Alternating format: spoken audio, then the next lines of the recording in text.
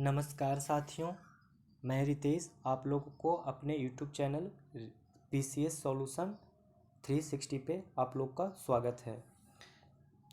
मैं आप लोग को दृष्टि का सेकंड सेट का डिस्कशन कराने जा रहा हूँ, जिसमें ज्योग्राफी के सारे क्वेश्चन हो गए 150 क्वेश्चन। तो आइए हम लोग क्वेश्चन को अब स्टार्ट करते हैं।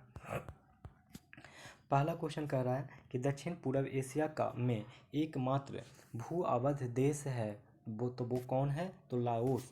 दक्षिण पूर्व एशिया में एकमात्र भू आबद्ध देश है लाओस। आप लोग को कुछ और इसके साथ साथ भू आबद्ध देश दक्षिण पूर्व एशिया के कंट्री याद रख लेना चाहिए। म्यांमार, लाओस दक्षिण पूर्व एशिया में स्थित भू आबद्ध देश है। यह म्यांमार, चीन, वियतनाम, कंबोडिया और थाईलैंड के साथ सीमा साझा करता है।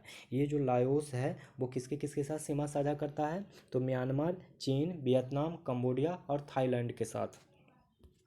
नेक्स्ट क्वेश्चन, हाल ही में घोषित प्रोजेक्ट डॉल्फिन के संबंध में निम्नलिखित कथनों में से कौन सा सही नहीं है? तो इसका आंसर ई हो जाएगा। इसका क्या आंसर हो जाएगा? ई।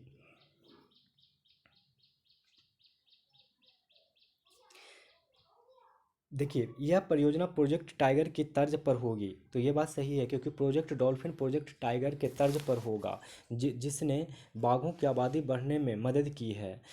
परियोजना की कुल अवधि 20 वर्ष की होगी, तो ये परियोजना की अवधि 10 वर्ष पर। परियोजना का उद्देश्य नदी और समुद्र डॉल्फिन दोनों को बचाना है। 10 वर्ष, ये परियोजना की अवधि 20 वर्ष नहीं 10 वर्ष होगी।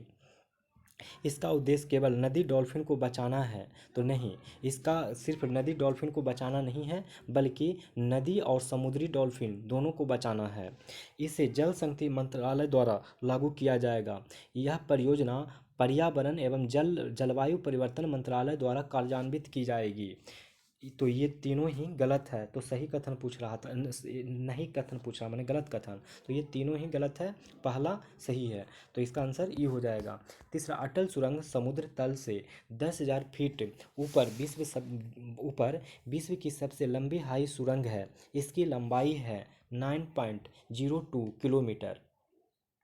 अटल सुरंग समुद्र तल से 10,000 फीट ऊपर विश्व की सबसे लंबी हाईवे सुरंग है। इसकी लंबाई क्या है? तो 9.02 किलोमीटर। कितना है? 9.02 किलोमीटर। अटल सुरंग का निर्माण हिमाचल प्रदेश में लेह मनाली राजमार्ग पर हिमालय के पूर्वी पीर पंजाल पर्वत श्रेणी में रोहतांग दर्रे के समीप बॉर्डर रोड ऑर्गेनाइजेशन द्वारा किया गया है। फिर से सुनेंगे, अटल सुरंग का निर्माण कहाँ किया गया है? तो हिमाचल प्रदेश में लेह मनाली राजमार्ग पर हिमालय के पीर पंजाल पर्वत श्रेणी में रोहतांग दर्रे के समीप सीमा सड़क के संगठन द्वारा किया गया है। इस सुरंग का नाम पूर्व भारतीय प्रधानमंत्री अटल बिहारी वाजपेयी के नाम पर रखा गया है। अगला सवाल, निम्नलिखित में से कौन सी विश्व की सबसे गहरी झील है? तो वो है बैकाल झील। निम्नलिखित में से कौन सी विश्व की सबसे गहरी झील है? तो बैकाल झील। देखिए इसमें तांगानिका आपको दिखाई दे रहा है। तांगानिका की गहराई लगभग 1470 मीटर है। 1470 मीटर इसकी गहराई है, तो ज़्यादा आप डेटा मत याद रखिए। और ये बैकाल झील की 1642, तो यही दो का याद रखिए कि बैकाल झील की गहराई 1642 और तांगानिका की गहराई 1470। बैकाल झील कहाँ है? तो साइबेरिया रूस में। बैकाल झील कहाँ है? तो साइबेरिया रूस में। तांगानिका कहाँ है? तो ये तंजानिया, जाम्बिया और कांगो लोकतांत्रिक गणराज्य में है। तंजानिया, जाम्बिया और कांगो लोकतांत्रिक गणराज्य में तांगानिका है। साइबेरिया रूस में बैकाल है। कैस्पियन सागर के बारे में पता कर लीजिए कि कहाँ है? तो ईरान और रूस में है। कैस्पियन सागर कहाँ है? तो ईरान और रूस के बीच में है। ईरान और रूस में। बोस्तोक, बोस्तोक कहाँ है? तो बोस्तोक है दोस्तों अंटार्कटिका में। बोस्तोक कहाँ है? अंटार्कटिका में। और एक और अपने मन से याद रखिए, ओ हिगन्स या सैन मार्टिन कहाँ है? चिली अर्जेंटीना में। नाम मैं लिख देता हूँ, सैन मार्टिन। सैन मार्टिन ये एक झील है, झील है जो कहाँ है? मार्टिन कहाँ है? तो ये है चिली और अर्जेंटीना में। और इसी को ही सैन मार्टिन को ही ओ हिगिंस कहा जाता है। ओ हिगिंस, ओ हिगिंस इसी को कहा जाता है। और ये कहाँ है? ओ हिगिंस या सैन मार्टिन, ये है चिली तथा अर्जेंटीना में। निम्नलिखित में से कौन सा देश कोरल ट्रायंगल इनिशिएटिव का भागीदार नहीं है? तो वो कौन भागीदार नहीं है? तो वो बी थाईलैंड नहीं है। निम्नलिखित में से कौन सा देश कोरल ट्रायंगल इनिशिएटिव का भागीदार नहीं है? तो थाईलैंड। कोरल त्रिभुज पहल यानी कोरल ट्रायंगल इनिशिएटिव 6 देशों मलेशिया, इंडोनेशिया, फिलीपींस, सोलोमन द्वीप, पापुआ न्यू गिनी और तिमोर लिस्ट से एक बहुपक्षीय भागीदार है। इसमें से कौन से देश हैं जो सुनिए, मलेशिया, इंडोनेशिया, तिमोर लिस्ट, इसके अलावा पपुआ न्यू गिनी, फिलीपींस और सोलोमन द्वीप और पपुआ न्यू गिनी और एक है फिलीपींस। तो ये 6 देश हैं कोरल ट्रायंगल इनिशिएटिव में 6 देश कौन से हैं? तो Malaysia, Indonesia, Timor list, Solomon द्वीप और पपुआ न्यू गिनी और Philippines. Malaysia, Indonesia, Timor list, Solomon द्वीप और पपुआ न्यू गिनी और तिमोर और फिलीपींस, ये 6 देश कोरल इनिशिएटिव ट्रायंगल में हैं। भारत के निम्नलिखित में से किस राज्य का कांवर ताल झील आर्द्र भूमि हाल ही में रामसर स्थल घोषित किया गया है? तो इसका आंसर ई हो जाएगा। भारत के निम्नलिखित में से किस राज्य की कांवर ताल आर्द्र भूमि को हाल ही में रामसर स्थल घोषित किया गया है? तो इसका आंसर आप लोग को पता होगा कि क्या होने वाला है। तो इसका आंसर बिहार होने वाला है ना। ये आंसर में दिया ही नहीं हुआ है बिहार, इसलिए ऑप्शन ई हो जाएगा। बिहार के आप लोग को पता होगा बेगूसराय जिला में है ये कांवरताल झील, इसी को अंतर्राष्ट्रीय महत्व का रामसर स्थल घोषित किया गया है बिहार के बेगूसराय में। 7 नंबर क्वेश्चन देखते हैं। निम्नलिखित में से किस देश का क्षेत्रफल सबसे अधिक है? तो ये है किस देश का सबसे अधिक है? तो इसका आंसर हो जाएगा संयुक्त राज्य अमेरिका।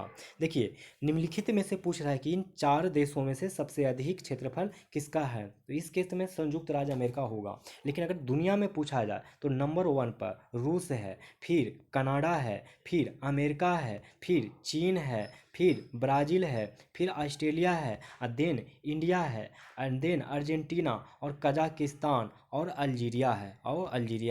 फिर से नाम, ये 10 नाम शुरू के टॉप 10 नाम याद रखेंगे हमेशा, क्योंकि आप पीसीएस की तैयारी कर रहे हैं। अगर विश्व में क्षेत्रफल की दृष्टि से क्रम पूछे तो बताइए रसिया, चाइना, अमेरिका और रसिया, कनाडा, अमेरिका, चाइना और ये ब्राज़ील, ऑस्ट्रेलिया और भारत माने इंडिया, अर्जेंटीना, कजाकिस्तान और अमेरिका अल्जीरिया सॉरी हाँ। निम्नलिखित में से किस देश का क्षेत्रफल सबसे अधिक है? तो वो है संयुक्त राज्य अमेरिका। आप टॉप 10 देशों का नाम याद रखेंगे, रूस के बाद कनाडा के बाद अमेरिका के बाद चाइना के बाद ब्राज़ील के बाद ऑस्ट्रेलिया के बाद इंडिया के बाद अर्जेंटीना के बाद कजाकिस्तान के बाद अल्जीरिया। रसिया, कनाडा, अमेरिका, चाइना, ब्राज़ील के बाद हो जाएगा ऑस्ट्रेलिया, ब्राज़ील के बाद ऑस्ट्रेलिया के बाद इंडिया के बाद अर्जेंटीना के बाद कजाकिस्तान और अल्जीरिया। चलिए अगला सवाल, किस देश में हाल ही में पर्यावरणीय आपातकाल की स्थिति की घोषणा की है? तो मॉरिशस में। किस देश में हाल ही में पर्यावरण आपातकाल की स्थिति की घोषणा की है? मॉरिशस में। निम्नलिखित में से किस वर्ष पर्यावरण संरक्षण अधिनियम पारित किया गया है? तो वो पारित किया गया है 1986 में। निम्नलिखित में से किस वर्ष पर्यावरण संरक्षण अधिनियम पारित किया गया था? तो 1986 में। निम्नलिखित में से कौन सा विश्व का सबसे छोटा महासागर है? तो वो सबसे छोटा महासागर आर्कटिक महासागर है। देखिए आप लोग को अब महासागर में टोटल आप लोग को पता होगा 5 लोग को याद रखना है। प्रशांत महासागर, ये सबसे बड़ा है, फिर अटलांटिक महासागर, फिर हिंद महासागर और फिर दक्षिणी महासागर माने साउथ महासागर और फिर आर्कटिक आर्कटिक महासागर। आर्कटिक महासागर, आर्कटिक महासागर जो सबसे छोटा है, ये लगभग 15.55 स्क्वायर किलोमीटर तक फैला हुआ है। और एक आप याद रखिए, हिंद महासागर। हिंद महासागर जो फैला हुआ है 70.56 मिलियन वर्ग किलोमीटर में, 70.56 मिलियन वर्ग किलोमीटर में। और ये जो प्रशांत महासागर है वो फैला हुआ है 161.76 मिलियन वर्ग किलोमीटर में। तो आप याद रखेंगे कि सबसे बड़ा प्रशांत, फिर अटलांटिक, फिर हिंद, फिर दक्षिणी महासागर, और फिर इसके बाद लास्ट में आर्कटिक महासागर। 5 महासागर हो गया। निम्नलिखित में से किस स्थान पर भारत का पहला केंद्रीय पुलिस विश्वविद्यालय स्थापित किया जाएगा? तो ग्रेटर नोएडा। ग्रेटर नोएडा। ये जानते हैं ग्रेटर नोएडा में कहाँ पर पहला पहला केंद्रीय पुलिस विश्वविद्यालय होगा? उत्तर प्रदेश में, यमुना एक्सप्रेस वे के पास में। ठीक है, अब आगे देखिए 12 नंबर। इसके पहले आप इसका उद्देश्य जान लीजिए कि इसका उद्देश्य क्या है। तो कानून व्यवस्था में सुधार लाना होगा, बस इसी का यही उद्देश्य है। अगला क्वेश्चन कह रहा है कि संयुक्त राष्ट्र पर्यावरण कार्यक्रम का मुख्यालय अवस्थित है, तो वो कहाँ अवस्थित है? तो वो अवस्थित है नैरोबी में। नैरोबी में। नैरोबी कहाँ? तो केन्या में है। संयुक्त राष्ट्र पर्यावरण कार्यक्रम का मुख्यालय अवस्थित है कहाँ? नैरोबी में। नेक्स्ट सवाल, क्वेश्चन नंबर 13 कह रहा है कि एशिया की सबसे बड़ी नदी है। एशिया की जो सबसे बड़ी नदी है वो है यांगत्जी। यांगत्जी, ये यांगत्जी नदी जो है 6300 किलोमीटर लंबा नदी है। यांगत्जी कितना लंबा है? तो 6300 किलोमीटर। और विश्व का ये तीसरा सबसे बड़ा और एशिया की सबसे बड़ी नदी। विश्व में अगर बात किया जाए तो अमेजन नील के बाद यांगत्जी का नंबर आता है। किसका नंबर आता है? यांगत्जी का नंबर आता है। और एशिया का सबसे बड़ा, यह नदी कहाँ बहती है? तो चीन में बहती है और प्रशांत महासागर में गिरती है। यांगत्जी नदी चीन की नदी है और ये प्रशांत महासागर में गिरती है। इसके बाद आपको कुछ और नदी का याद रखना चाहिए। पीली नदी। पीली नदी भी अच्छी खासी बड़ी है। फिर लीला नदी, सिंधु नदी। तो चलिए हम लोग आगे बढ़ते हैं। मुहिद्दीन बिन हाजी मोहम्मद यासीन के हाल ही में किस देश के प्रधानमंत्री के रूप में नियुक्त किया गया है? तो मलेशिया। मुहिद्दीन बिन हाजी मोहम्मद यासीन को हाल ही में किस देश के प्रधानमंत्री के रूप में नियुक्त किया गया है? तो मलेशिया। अपघटक प्रकृति के हैं क्योंकि खाली स्थान क्या भराएगा? क्योंकि वे पौधों और जानवरों के शवों पर पाए जाने वाला कार्बनिक पदार्थों का अपघटन करते हैं। तो वो हैं पुनर्चक्रण, रिसाइकलर। अपघटक प्रकृति के पुनर्चक्रक या रिसाइकलर हैं क्योंकि वे पौधों और जानवरों के शवों में पाए जाने वाले कार्बनिक पदार्थों का अपघटन करते हैं। इकोसिस्टम, पारिस्थितिकी तंत्र शब्द का प्रयोग सर्वप्रथम किसने किया था? तो वो किया था एजी टॉन्सिल ने। इकोसिस्टम, पारिस्थितिकी तंत्र शब्द का प्रयोग सर्वप्रथम किसने किया था? तो एजी टॉन्सले ने। निम्नलिखित में से कौन सी जनजाति अपने मूल देश क्षेत्र के साथ सही सुमेलित नहीं है? तो इसका आंसर हो जाएगा एनू, जो कि दक्षिण कोरिया। ये सही सुमेलित नहीं है, सही सुमेलित नहीं है, क्योंकि एनू जो है जापान की जनजाति है। जापान की जनजाति है। बद्दू अरब की है, बद्दू अरब जनजाति है। पिग्मी कांगो की है। मसाई केन्या की है, मसाई केन्या की है। चलिए, कीस्टोन प्रजाति के विषय में निम्नलिखित कथनों में से कौन सही नहीं है? तो इसका आंसर ई हो जाएगा। देखिए, कीस्टोन प्रजाति एक जीव है जो संपूर्ण पारिस्थितिकी तंत्र को परिभाषित करने में मदद करता है। कीस्टोन प्रजाति के बारे में थोड़ा पढ़ लेते हैं। ये ऐसे जीव हैं जो एक संपूर्ण पारिस्थितिकी तंत्र को परिभाषित करने में मदद करते हैं। कीस्टोन प्रजाति कैसे जीव हैं? जो संपूर्ण पारिस्थितिकी तंत्र को परिभाषित करने में मदद करते हैं, यानी ये वाला तो सही हो गया। जानवरों और पौधों से लेकर बैक्टीरिया और कवक तक कोई भी जीव कीस्टोन प्रजाति हो सकता है। एक कीस्टोन प्रजाति कोई भी जीव हो सकता है। जानवरों और पौधों से लेकर बैक्टीरिया और कवक तक ये गोंद की तरह हैं जो निवास स्थान को एक स्थान रखता है। समझ गए ना? कीस्टोन प्रजाति, ये दोनों ही बात सही है। तीसरा पॉइंट देख लेते हैं। तीसरा पॉइंट इसमें कह रहा है कि कीस्टोन प्रजातियों में कार्यात्मक अतिरेक कम होता है। कीस्टोन प्रजाति कम कार्यात्मक अतिरेक होता है। कीस्टोन प्रजातियों में कम कार्यात्मक अतिरेक होता है। कीस्टोन प्रजातियों में कार्यात्मक अतिरेक कम होता है, ये भी सही है। इसका मतलब यह है, इस पॉइंट का सी का मतलब है कि इसका मतलब यह है कि अगर प्रजातियां पारिस्थितिकी तंत्र से गायब हो गई तो कोई अन्य प्रजाति अपने पारिस्थितिकी स्थान को भरने में सक्षम नहीं होगी। पारिस्थितिकी तंत्र को मौलिक रूप से बदलने के लिए मजबूर किया जाएगा, जिससे नए और संभवतः आक्रामक प्रजातियों के निवास स्थान को आबाद करने की अनुमति मिलेगी। जैसे इस पॉइंट को अगर नहीं समझ में आ रहा होगा तो आप ऐसे समझ लीजिए कि मान के चलिए आपने कोई एग्ज़ाम दिया और एग्ज़ाम में टोटल 10 पोस्ट हैं, तो इस 10 पोस्ट के लिए आपको रैंक बनेंगे 1 2 3 4 5 6 7 8 9 10 इस तरीके से। मान के चलिए 1 वाला जो रैंक आया है वो हट जाएगा, वो कहेगा कि मैं नहीं, रिजल्ट आने के बाद वो बोलेगा कि मैं इसमें पार्टिसिपेट नहीं कर रहा हूँ, तो वो छोड़ देगा। तो अब ऑटोमेटिकली टॉपर कौन कहलाएगा? सेकंड रैंक वाले।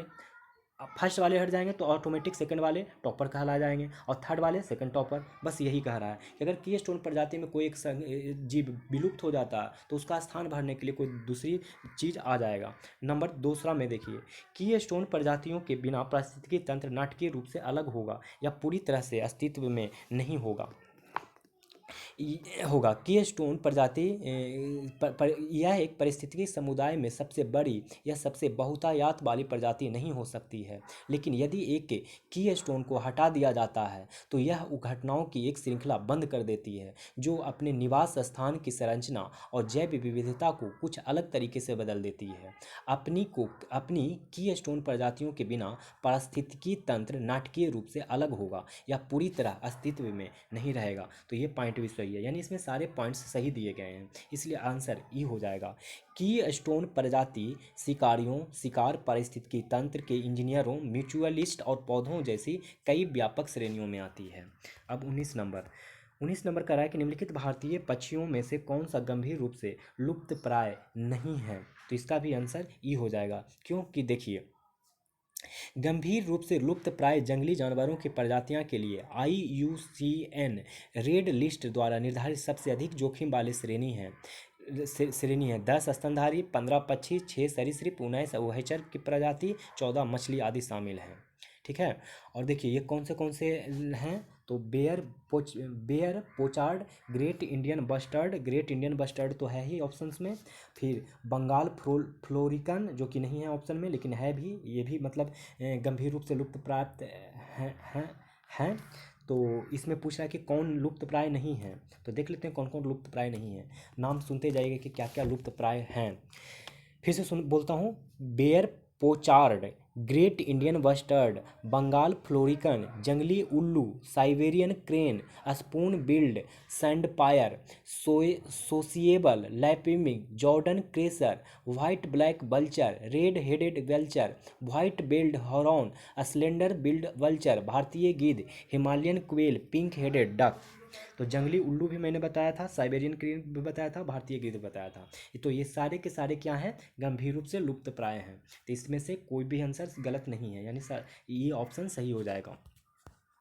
पारिस्थितिकी पदचिह्न को परिभाषित किया गया है, तो पारिस्थितिकी पदचिह्न को परिभाषित किया गया है कि पृथ्वी के पारिस्थितिकी तंत्र पर मानवीय मांग की माप के रूप में पारिस्थितिकी पदचिह्न को परिभाषित किया गया है पृथ्वी के पारिस्थितिकी तंत्र पर मानवीय मांग की मांग के रूप में। निम्नलिखित में से कौन हिमालय की उपश्रेणी नहीं है? तो वो उपश्रेणी कौन नहीं है? तो सह्याद्री। निम्नलिखित में से कौन हिमालय की उपश्रेणी नहीं है? तो सह्याद्री। निम्नलिखित में से कौन पारिस्थितिकी अनुक्रमण की प्रावस्थाएं हैं? तो वो हैं, इसका ऑप्शन ई हो जाएगा। इसका ऑप्शन क्या हो जाएगा? ई हो जाएगा। निम्नलिखित में कौन पारिस्थितिकी अनुक्रमण की प्रावस्थाएं नहीं है? तो देखिए, वह प्रक्रम जिसके द्वारा किसी क्षेत्र में पाई जाने वाली वनस्पति और जंतु प्रजातियों के समुदाय समय के साथ दूसरे समुदाय में परिवर्तित हो जाते हैं या दूसरे समुदाय उनके स्थान ले लेते हैं, पारिस्थितिकी अनुक्रमण कहलाते हैं। तो पारिस्थितिकी अनुक्रमण समझ में आ गया क्या कहलाता है? फिर से सुनिए, वह प्रक्रम जिसके द्वारा किसी क्षेत्र में पाई जाने वाली वनस्पति और जंतु प्रजातियों के समुदाय समय के साथ दूसरे समुदाय में परिवर्तित हो जाते हैं या दूसरे समुदाय उनके स्थान ले लेते हैं, पारिस्थितिकी अनुक्रमण कहलाते हैं। अनुक्रमण पारिस्थितिकी समय के पैमाने पर किसी वनस्पति में दिशात्मक परिवर्तन का एक सार्वभौमिक प्रक्रम है। यह बड़े पैमाने पर परिवर्तन अथवा विनाश के कारण होता है। इस प्रक्रिया में एक समुदाय द्वारा स्थिर परिपक्व चरमोत्कर्ष समुदाय को विकसित होने तक दूसरे समुदाय का स्थान लेने की एक प्रगतिशील श्रृंखला शामिल है। ठीक ना। तो इस तरीके से ये हमारा आंसर ई हो जाता है।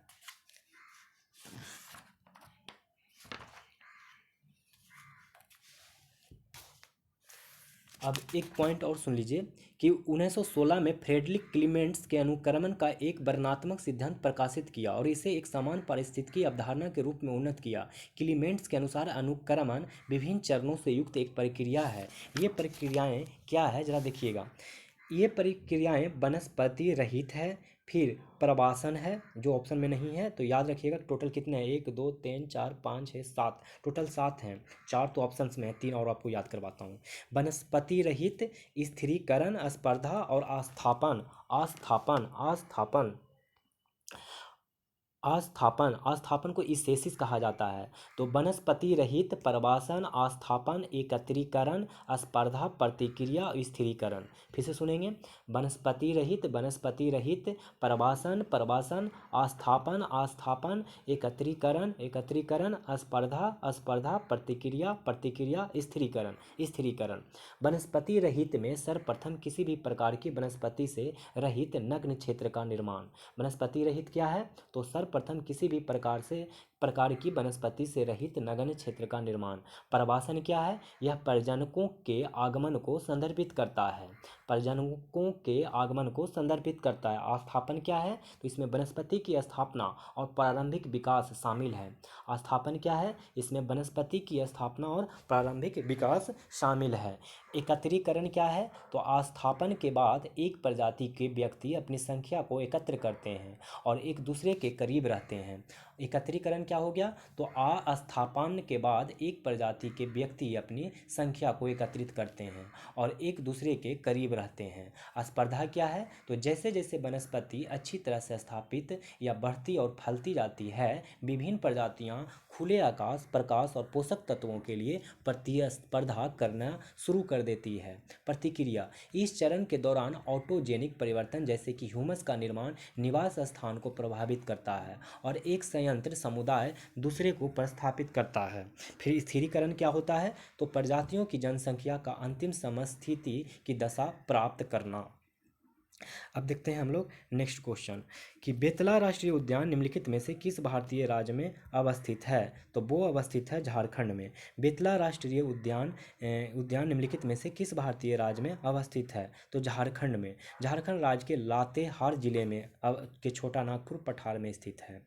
बेतला राष्ट्रीय उद्यान झारखंड राज्य के लातेहार जिले में छोटा नागपुर पठार में स्थित है। बेतला बाइसन, हाथी, बाघ, तेंदुआ और एक्सिस का संक्षिप्त रूप है। चलिए हम अगला सवाल देखते हैं।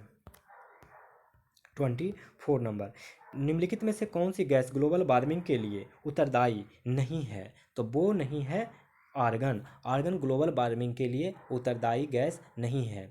तो जो प्रमुख ग्रीन हाउस गैस है तो वो है CO2 यानी कार्बन डाइऑक्साइड, मीथेन, CH4 जिसको कहते हैं nitrous oxide, N2O nitrous oxide, ozone O3, जलवाष्प और क्लोरोफ्लोरोकार्बन।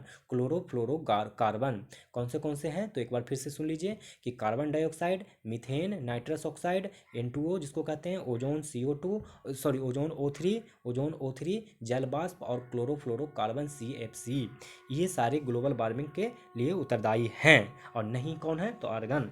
25 नंबर, निम्नलिखित में से कौन सी नदी अपने उद्गम स्रोत के साथ सम्मिलित नहीं है, तो इसका आंसर हो जाएगा सिंधु त्रैंबकेश्वर। सिंधु का उद्गम त्रैंबकेश्वर नहीं है, तो सिंधु का कहाँ है उद्गम, तो मानसरोवर झील के निकट तिब्बत के पठार से निकलता है। कहाँ से, तो मानसरोवर झील के निकट तिब्बत के पठार से निकलता है और ये कराची से अरब सागर में मिलती है। कराची शहर से होते हुए कराची अरब सागर में मिल जाती है। अब सुनिए सिंधु कहाँ, सिंधु के बारे में आपको बता दिया ना, कहाँ से है इसका, निकलता है मानसरोवर झील के निकट तिब्बत के पठार से निकलता है। ताप्ती सतपुरा श्रेणी से, ताप्ती सप्तपुरा श्रेणी से। गोदावरी और नर्मदा नदियों के बीच मध्य भारत की एक नदी है। गोदावरी नदी और जो गंगा नर्मदा नदी है उनके बीच में एक नदी और बहती है जिसका नाम है ताप्ती, और ये अरब सागर में गिरने से पहले पश्चिम की ओर बहती है। इस नदी का उद्गम स्थल सतपुरा रेंज में है, सतपुरा श्रेणी या रेंज में। और ये कहाँ है, तो मध्य प्रदेश के बैतूल जिला के मुल्ताई में है। ब्यास नदी के बारे में, ये रोहतांग दर्रा, ब्यास नदी जो है रोहतांग दर्रा से निकलता है। कुल्लू में जो है रोहतांग दर्रा, रोहतांग दर्रा कहाँ है, कुल्लू में। तो ये निकलता है भारत के पंजाब राज्य में सतलज नदी में मिलने से पहले, माने ये मिलता कहाँ है ब्यास नदी, तो ब्यास नदी सतलज नदी में पंजाब में मिल जाता है, सतलज नदी से नदी में पंजाब में मिल जाता है। नर्मदा नदी के बारे में देख लीजिए। नर्मदा नदी आप लोग को पता होगा कि मैकाल श्रेणी से निकलता है। कहाँ से निकलता है, मध्य प्रदेश में है मैकाल श्रेणी, उसमें निकलता है। और ये एक मुहाने से खंभात की खाड़ी में प्रवेश करती है, मतलब खंभात की खाड़ी में ये मिल जाती है नर्मदा नदी, यानी अरब सागर की तरफ। ग्रीन हाउस प्रभाव के लिए मुख्य रूप से उत्तरदायी गैस है। आप लोग को ऊपर में ऐसा ही क्वेश्चन मिला था, तो आप लोग को बताया था कि ग्रीन हाउस गैसों में जल वाष्प, carbon dioxide, methane, nitrous oxide, ozone और कृत्रिम रसायन जैसे क्लोरोफ्लोरोकार्बन शामिल होते हैं। कौन से, तो carbon dioxide, methane, nitrous oxide, ozone और कृत्रिम रसायन। तो इसके सही आंसर हो जाएंगे कार्बन डाइऑक्साइड रूप से। ग्रीन हाउस प्रभाव के लिए मुख्य रूप से जो उत्तरदायी गैस होगा वो कहलाता है कार्बन डाइऑक्साइड। अब हम लोग पढ़ेंगे अगला सवाल। निम्नलिखित में से कौन सा गोंडवाना लैंड का हिस्सा नहीं है, तो इसका आंसर ई हो जाएगा। देखिए, कार्बोनीफेरस काल में के दौरान पृथ्वी की संपूर्ण भूभाग एकीकृत था जिसे पैंजिया नाम दिया गया था। पूरे भूभाग को एक ही था जिसे पैंजिया का नाम दिया गया। पैंजिया एक महासागर से घिरा हुआ था, मतलब ये पृथ्वी है, पृथ्वी में ये एक छोटा सा स्थल टुकड़ा था जिसको पैंजिया बोला गया था। और ये जो आप पानी पानी पानी देख रहे हैं इसको पैंथालासा का नाम दिया गया था। महाद्वीपीय विस्थापन की प्रक्रिया के कारण पैंजिया दो भागों में, उत्तरी और दक्षिणी महाद्वीप में विभाजित हो गया। फिर ये दो भागों में विभाजित हो गया, और ये बताया था, ऐसे कहानी बताया था अल्फ्रेड वेगनर ने। अल्फ्रेड वेगनर ने इसको पैंथालासा, ये जो पानी पानी देख रहे हैं पैंथालासा, और ये जो शेडेड एरिया देख रहे हैं इसको बोला था पैंजिया। पैंजिया एक महासागर से घिरा हुआ था अल्फ्रेड वेगनर के अनुसार, और ये दो भागों में टूट गया। उत्तर और सबसे दक्षिणी महाद्वीप में विभाजित हो गया। सबसे उत्तरी भाग को लॉरेंसिया, इस उत्तर वाले भाग को लॉरेंसिया कहा गया, और दक्षिणी भाग को गोंडवाना लैंड कहा गया। क्या कहा गया, गोंडवाना लैंड कहा गया, लैंड कहा गया। आगे चलकर गोंडवाना लैंड कई अन्य भागों में विभाजित हो गया जिन्हें वर्तमान में दक्षिण America, Australia, Africa, Madagascar, Antarctica और प्रायद्वीपीय भारत के रूप में जाना जाता है। ये जो हम लोगों का भारत है, ये वाला, इसके ऊपर वाला ये जो हिस्सा है, जो नहीं, ये वाला भी गोंडवाना लैंड का ही हिस्सा है। तो दक्षिण अमेरिका भी गोंडवाना लैंड का, ऑस्ट्रेलिया भी, और मेडागास्कर भी, और अंटार्कटिका भी, ये चारों के चारों ही गोंडवाना लैंड के हिस्सा थे। अब देखते हैं 28 नंबर क्वेश्चन। खाली स्थान है कि एक निर्दिष्ट तापमान पर वायवीय परिस्थितियों में जैविक पदार्थों का विघटन करने के लिए जीवाणु एवं अन्य सूक्ष्म जीवों द्वारा उपभोग किए जाने वाले ऑक्सीजन की मात्रा को दर्शाता है। तो जैव आवर्धन। खाली स्थान माने फिल इन द ब्लैंक्स, एक निर्दिष्ट तापमान पर वायवीय परिस्थितियों में जैविक पदार्थों के विघटन के करने के लिए जीवाणु एवं अन्य सूक्ष्मजीवों द्वारा उपभोग किए जाने वाले ऑक्सीजन की मात्रा को दर्शाता है। तो जैव आवर्धन। निम्नलिखित में से कौन सी पहाड़ी वह स्थान है जहाँ पूर्वी घाट पश्चिमी घाट से मिलता है, तो वो कौन मिलता है, फिर से सुन लीजिए कि निम्नलिखित में से कौन सी पहाड़ी वह स्थान है जहाँ पूर्वी घाट पश्चिमी घाट से मिलता है। तो इसका जो आंसर हो जाएगा वो हो जाएगा नीलगिरी की पहाड़ियाँ। Number 30 number question. निम्नलिखित में से कौन विश्व में सबसे बड़ा पारिस्थितिकी तंत्र है, तो वो है महासागर। निम्नलिखित में से कौन विश्व में सबसे बड़ा पारिस्थितिकी तंत्र है, महासागर। पंपास घास के मैदान पाए जाते हैं, तो वो कहाँ पाए जाते हैं, अर्जेंटीना में। पंपास घास के मैदान कहाँ पाए जाते हैं, तो पंपास घास कहाँ पाए जाते हैं? तो अर्जेंटीना में। निम्नलिखित में से कौन स्वस्थानीय स्थानीय संरक्षण का उदाहरण नहीं है? तो इसका आंसर हो जाएगा ई। देखिए, जैव विविधता का संरक्षण आवश्यक पारिस्थितिकी विविधता का संरक्षण करता है, जो खाद्य श्रृंखला को निरंतरता को सुनिश्चित करता है। संरक्षण के दो तरीके होते हैं, एक बाह्य स्थानीय, एक स्वस्थानीय। बाह्य स्थानीय को बाह्य स्थान और अंतः स्थानीय, बाह्य स्थानीय और अंतः स्थानीय। देखिए, बाह्य स्थानीय को और स्वतः स्थानीय, एक को इन सिटू कहेंगे, एक को एक्स सिटू। इसको स्वस्थानीय को इन सिटू कहेंगे और जो बाहर होगा उसको एक्स सिटू कहेंगे। प्राकृतिक पर्यावरणों के बाहर जैव विविधता का संरक्षण बाह्य स्थानीय या एक्स सिटू संरक्षण के रूप में जाना जाता है। उदाहरण के लिए जूलॉजिकल पार्क, बॉटनिकल पार्क, बीज बैंक, ये सब एक्स सिटू के उदाहरण हैं। यहाँ क्वेश्चन क्या कर रहा है कि निम्नलिखित में से कौन सा उदाहरण है जो इन सिटू का है? तो देखिए, इन सिटू का उदाहरण, पादपों और जीवों का संरक्षण उनके प्राकृतिक पर्यावासों में करना स्वस्थानीय या इन सिटू संरक्षण के रूप में जाना जाता है। उदाहरण के लिए राष्ट्रीय उद्यान, राष्ट्रीय उद्यान, अभ्यारण्य, राष्ट्रीय उद्यान, अभ्यारण्य, जैव मंडल, आरक्षित क्षेत्र, आरक्षित वन, आरक्षित वन, संरक्षित वन, प्राकृतिक आरक्षित क्षेत्र, संरक्षित वन और प्राकृतिक आरक्षित क्षेत्र। तो कौन उदाहरण नहीं है? तो दो दो इसमें मिल गया, उदाहरण नहीं है, उदाहरण नहीं है। तो ये हो जाएगा, ये हो जाएगा क्या? बीज बैंक, और ये एक्स इन सिटू का उदाहरण है, सॉरी ये एक्स सिटू का उदाहरण है, ये दोनों इन सिटू का उदाहरण है। तो ये आंसर आप समझ गए, ई हो जाने वाला है। स्वतः जुताई के लिए जानी जाने वाली मृदा है। स्वतः जुताई के लिए जानी जाने वाली मृदा काली मृदा है। स्वतः जुताई के लिए जाने जाने वाली मृदा है काली मिट्टी। इसको आप रेगुर मिट्टी के नाम से भी जाने जाते हैं, लेकिन काली कपास मृदा के रूप में यह अत्यधिक लोकप्रिय है और इसमें कपास की खेती सबसे अधिक मात्रा में होती है। भूमध्य रेखा कितने देशों से होकर गुजरती है? भूमध्य रेखा कितने देशों से होकर गुजरती है? तो 13 देशों से होकर गुजरती है। इन 13 देशों के नाम आप याद रखेंगे, फिर बोलता हूँ, आप सुनते जाएंगे।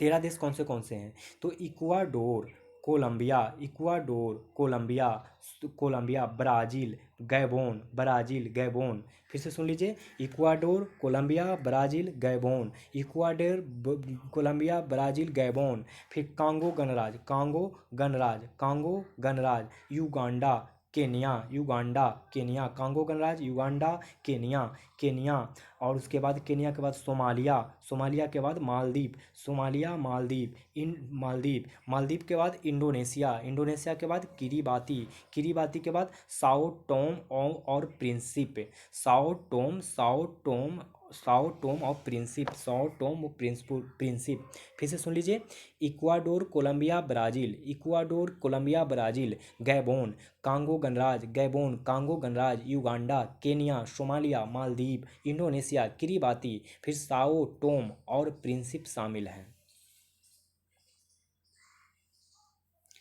चलिए आगे बढ़ते हैं कि ट्रांस ह्यूमंस शब्द का क्या अर्थ है? ट्रांस ह्यूमंस शब्द का क्या अर्थ है? तो ये अर्थ है लोगों के साथ पशुधन का मौसमी पलायन। ट्रांस ह्यूमंस शब्द का क्या अर्थ है? ट्रांस ह्यूमंस शब्द का अर्थ है लोगों के साथ पशुधन की मौसमी पलायन। आगे अगला क्वेश्चन कह रहा है कि बिहार में कुल कितने राष्ट्रीय उद्यान हैं? तो बिहार में कुल आप लोग को पता होगा केवल एक ही राष्ट्रीय उद्यान है, उसका नाम है वाल्मीकि राष्ट्रीय उद्यान। तो और इसका इसीलिए ऑप्शन इसका क्या हो जाएगा? ई हो जाएगा, जो कि ऑप्शन में नहीं था। मेघालय पठार मुख्य प्रायद्वीपीय पठार से अलग होता है। मेघालय पठार मुख्य प्रायद्वीपीय पठार से अलग होता है, तो वो कौन सा होता है? तो मालदा भ्रंश द्वारा। मेघालय पठार मुख्य प्रायद्वीपीय पठार से अलग होता है, तो मालदा भ्रंश के द्वारा।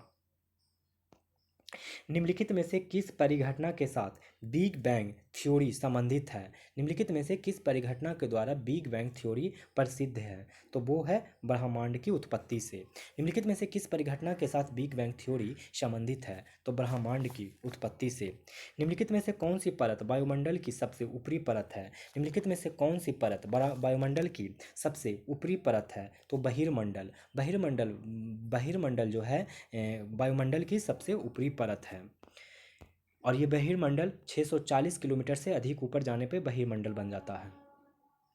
बिहार के निम्नलिखित जिलों में से कौन सा एक नेपाल की सीमा को स्पर्श नहीं करता है? तो इसका आंसर ई हो जाएगा। देखिए क्वेश्चन फिर से सुनिए, कह रहा है कि बिहार के निम्नलिखित जिलों में से कौन सा एक नेपाल की जिला को सीमा स्पर्श नहीं करता है, ये पूछ रहा है। तो इसमें से अगर ऑप्शंस को देखा जाए तो सारे के सारे नेपाल के जिला से मतलब टच करते हैं। देख लीजिए कौन कौन टच करते हैं। तो पश्चिमी चंपारण, पूर्वी चंपारण, सीतामढ़ी, मधुबनी, सुपौल, अररिया और किशनगंज। सुपौल, अररिया और किशनगंज नेपाल की सीमा से स्पर्श करता है। ठीक है। बिहार नेपाल के साथ 729 किलोमीटर आप याद रखिएगा सीमा बनाता है बिहार नेपाल के साथ है। और 7 गो जिला आपको याद हो गया ना कि कौन से नेपाल के साथ स्पर्श करते हैं। एक बार फिर से सुन लीजिए। पश्चिमी चंपारण, पूर्वी चंपारण, पश्चिमी चंपारण, पूर्वी चंपारण, सीतामढ़ी, मधुबनी, सुपौल, अररिया, किशनगंज। ठीक है। चलिए, निम्नलिखित में से कौन रबी की फसल है? तो निम्नलिखित में से कौन रबी की फसल है? तो इसका आंसर ये हो जाएगा, क्योंकि रबी की फसल कौन से हैं, इसका उदाहरण जो देख लीजिए।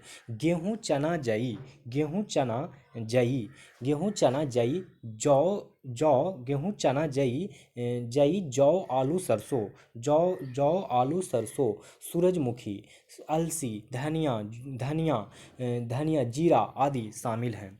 तो सरसों चना क्या है? रबी की फसल, इसलिए इसका आंसर ई हो जाएगा। रबी की फसल एक बार फिर से आप याद रखेंगे कि गेहूँ, चना, जई, जौ, आलू, सरसों, अलसी, सूरजमुखी, धनिया, जीरा।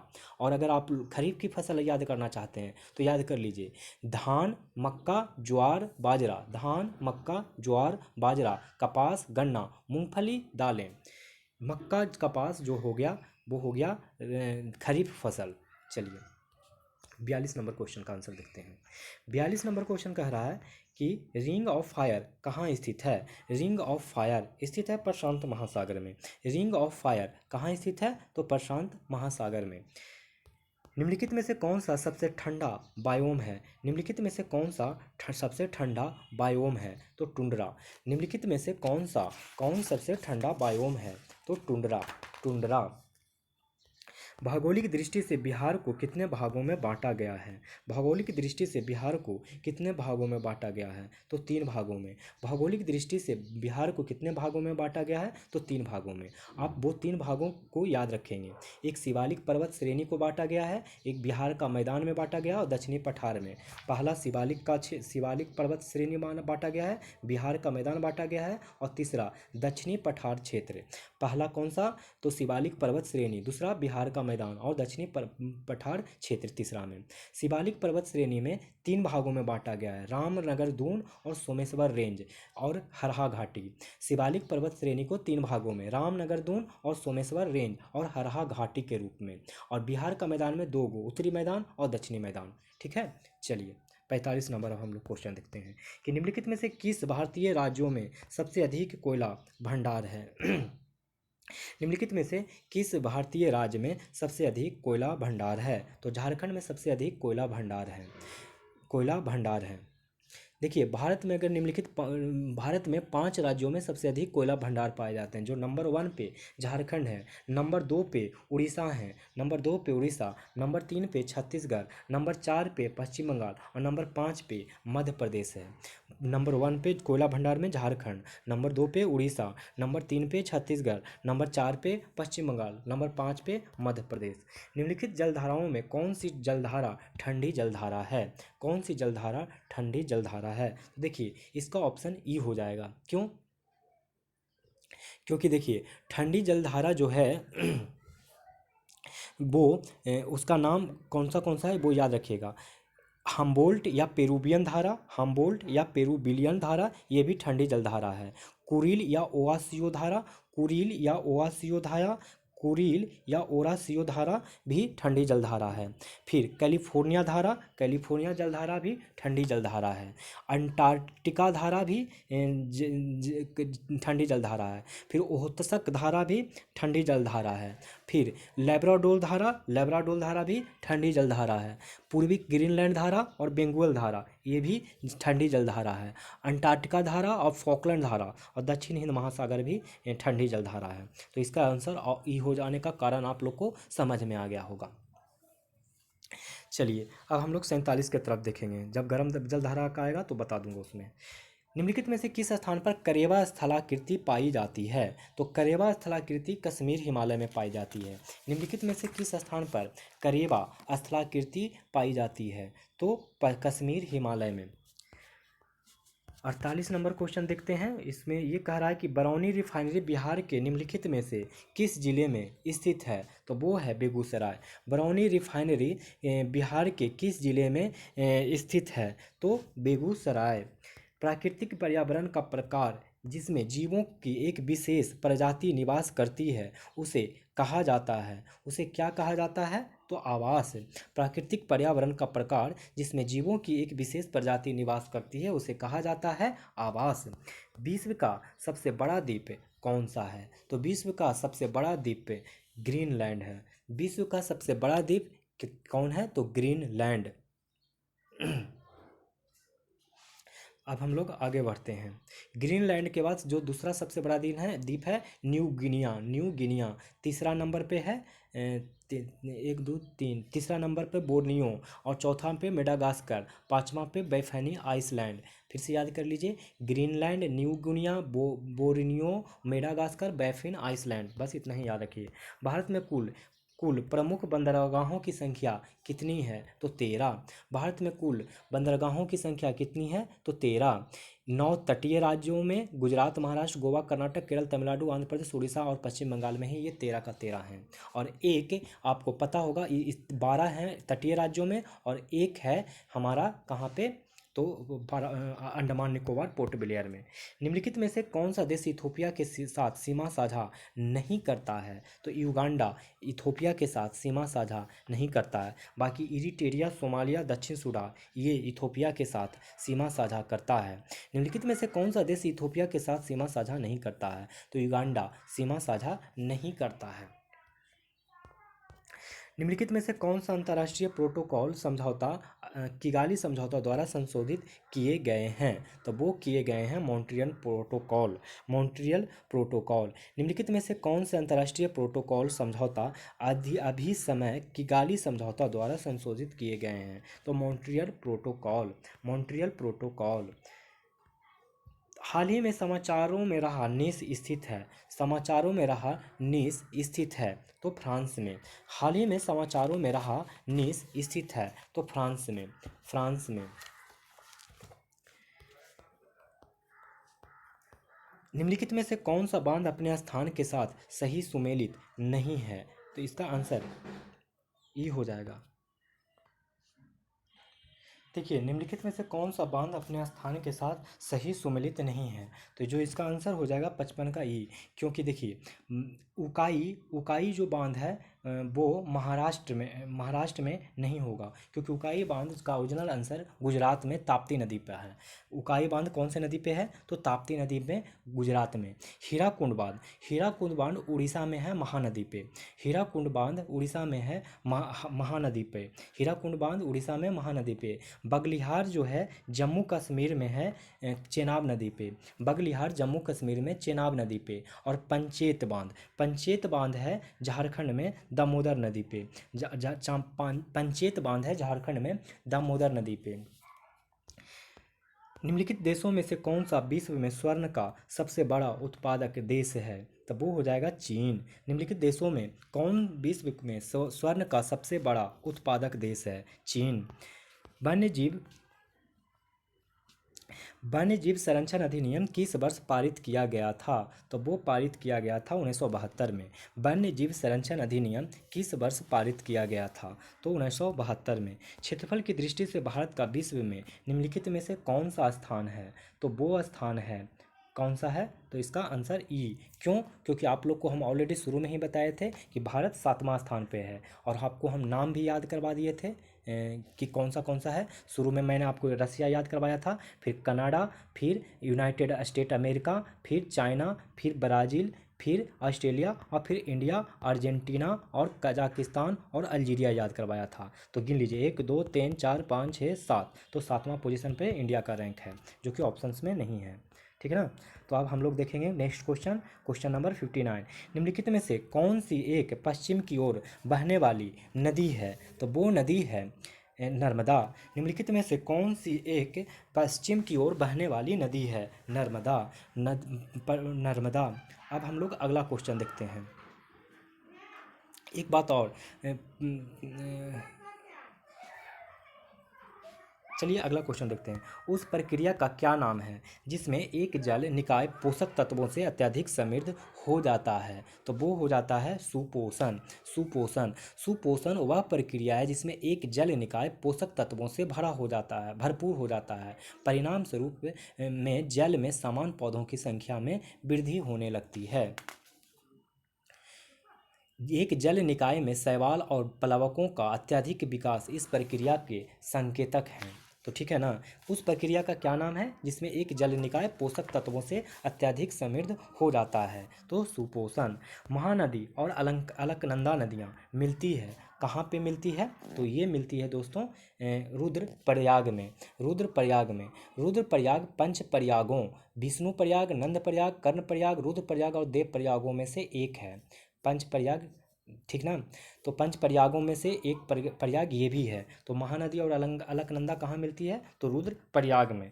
भारत के निम्नलिखित में से किस राज्य में नाथुला दर्रा स्थित है? तो नाथुला दर्रा स्थित है सिक्किम में। भारत के निम्नलिखित में से किस राज्य में नाथुला दर्रा स्थित है? तो वो स्थित है सिक्किम में। सिक्किम में।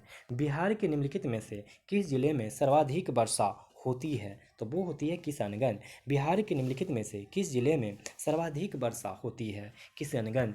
निम्नलिखित में से कौन सा एक अल्पकालिक नदी है? तो वो कौन है? तो वो है लूनी। निम्नलिखित में से कौन सी एक अल्पकालिक नदी है? लूनी। निम्नलिखित में से किसे भारत में हरित क्रांति के जनक के रूप में जाना जाता है? तो वो जाना जाता है एम एस स्वामीनाथन। निम्नलिखित में से भारत में हरित क्रांति के रूप में किसे जाना जाता है? तो एम एस स्वामीनाथन को। अब देखते हैं 66 नंबर क्वेश्चन। 66 कह रहा है कि निम्नलिखित में से कौन सा वह कारक नहीं है जो किसी क्षेत्र की जलवायु को नियंत्रित करता है? तो वो है औसत वर्षा। निम्नलिखित में से कौन सा वह कारक नहीं है जो किसी क्षेत्र की जलवायु को नियंत्रित करता है? बाकी वनस्पतिक प्रकार, अक्षांश, समुद्र से निकटता, ये सारे कारण हैं। देखिए, ऐसे 6 प्रमुख कारण हैं जो किसी क्षेत्र की जलवायु का निर्धारण करते हैं। कौन से? पहला अक्षांश, दूसरा महासागरीय धारा, पहला अक्षांश, दूसरा महासागरीय धारा, तीसरा तीसरा पवन और वायु राशियाँ, चौथा तुंगता या ऊंचाई और उच्चावच या स्थलाकृतियाँ, और छठा जल से निकटतम या समुद्र से दूरी दूरी। और अन्य कारक में भी वनस्पति प्रकार का अल नीनो, ला नीनो, मानव हस्तक्षेप आदि शामिल होते हैं। वनस्पति प्रकार, अक्षांश, समुद्र से निकटता, ये तो है ही, और अल नीनो, ला नीनो, फिर जल से निकट दूरी हो गया, और उच्चावच ऊंचाई, पवन और वायु राशियाँ, अक्षांश, महासागरीय धारा। चलिए अगला क्वेश्चन। निम्नलिखित में से किस राज्य सीमा बिहार से नहीं लगती है? तो इसका आंसर ई हो जाएगा। 67 का ई हो जाएगा। कैसे ई होगा जरा देखिए।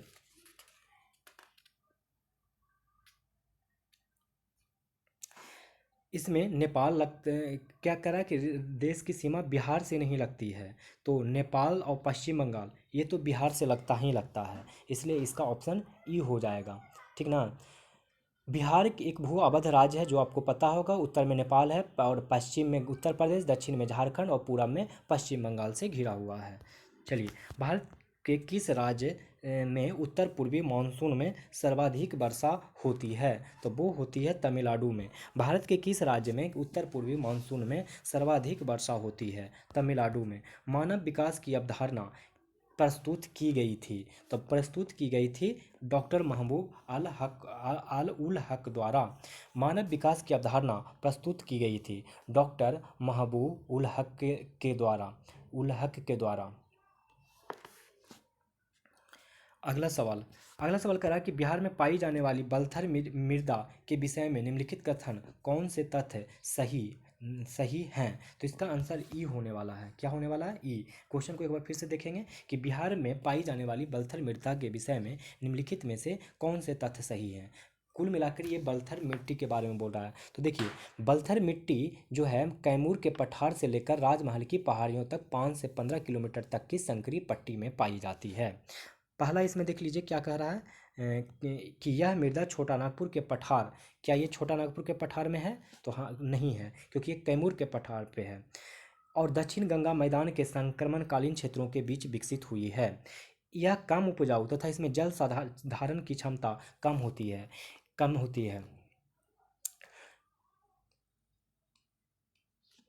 एक्चुअली देखिए, ये छोटा नागपुर का पठार जो कि उसका इस छोटा नागपुर का पठार का ही एक भाग है कैमूर का पठार, और दक्षिण गंगा के मैदान के संक्रमणशील क्षेत्रों के बीच विकसित हुई है। यह कम उपजाऊ है तथा इसमें जल धारण की क्षमता कम होती है। यह कम उपजाऊ होती है और इसमें जल धारण करने की क्षमता कम होती है। इस मृदा की प्रकृति अम्लीय होती है। इसमें रेत और बजरी अत्यधिक पाई जाती है। इस मृदा की प्रकृति अम्लीय है। इसमें रेत और बजरी अत्यधिक पाई जाती है। यह मृदा लाल तथा पीले रंग की होती है। बलथर मिट्टी कैसा होता है? लाल और पीला रंग के होता है। और ये कैमूर पठार और राजमहल की पहाड़ियों तक 5 से 15 किलोमीटर तक की संकरी पट्टी में पाई जाती है। इस मृदा में लौह तत्व की उपस्थिति के कारण इसका रंग लाल होता है। इस मृदा में उगाई जाने वाली प्रमुख फसलें मक्का, ज्वार, बाजरा, चना है। मक्का, ज्वार, बाजरा और चना है। चलिए, तो अब क्वेश्चन नंबर 71 को देखते हैं कि भारत में कर्क रेखा किस राज्य से होकर नहीं गुजरती है? तो ऑप्शन ई, कौन से राज्य से होकर नहीं गुजरती है? तो भारत में कर्क रेखा 8 राज्यों से होकर गुजरती है, ये बात आपको पता है। तो देख लीजिए, राजस्थान, गुजरात, पहले आप याद रखेंगे गुजरात, फिर राजस्थान, मध्य प्रदेश, छत्तीसगढ़। गुजरात, राजस्थान, मध्य प्रदेश, छत्तीसगढ़, झारखंड, पश्चिम बंगाल, त्रिपुरा और मिजोरम, ये सारे से होकर कर्क रेखा गुजरती है। तो जो नहीं गुजरती है वो बिहार और पंजाब से नहीं गुजरती है। बिहार और पंजाब से नहीं गुजरती है। तो 71 नंबर का आंसर हो गया। अब देखिए, और एक चीज़ और याद रखिए कि भारत में जो कर्क रेखा है उसको माही नदी 2 बार काटती है। बिहार के चंपारण जिले को किस वर्ष दो जिलों में विभाजित किया गया था? तो वो विभाजित किया गया था 1972 में। 1972 में चंपारण जिले का गठन 1866 में ही हुआ था, और 2 नवंबर 1972 को इस 2 जिलों को पूर्वी चंपारण और पश्चिमी चंपारण में विभाजित किया गया था। कब? 2 नवंबर 1972 को। अगला सवाल, लावा के जमने के परिणाम स्वरूप पृथ्वी के अंदर बनने वाले शैल प्रकार को कहा जाता है? क्या कहा जाता है? तो पातालिक प्लूटोनिक शैल। लावा के जमने के परिणाम स्वरूप पृथ्वी के अंदर बनने वाले शैल प्रकार को कहा जाता है पातालिक या प्लूटोनिक शैल। पातालिक और प्लूटोनिक शैल। आगे देखिए, अगला क्वेश्चन 74 नंबर, उदयपुर वन्य जीव अभ्यारण्य स्थित है? तो उदयपुर वन्य जीव अभ्यारण्य बिहार में स्थित है। उदयपुर वन्य जीव अभ्यारण्य कहाँ स्थित है? तो बिहार में। भारत का सबसे पूर्वी राज्य कौन सा है? तो ये आप लोग को पता होगा, अरुणाचल प्रदेश। अरुणाचल प्रदेश का किबीथू एक छोटा सा गांव है, वही सबसे किबीथू, अरुणाचल प्रदेश का एक गांव है किबीथू, यही भारत का सबसे पूर्वी गांव है, और ये लोहित नदी के किनारे स्थित है। अगला सवाल, बिहार के निम्नलिखित जिलों में से कौन सा उत्तर प्रदेश की सीमा को नहीं छूता है? तब वो आंसर हो जाएगा अररिया।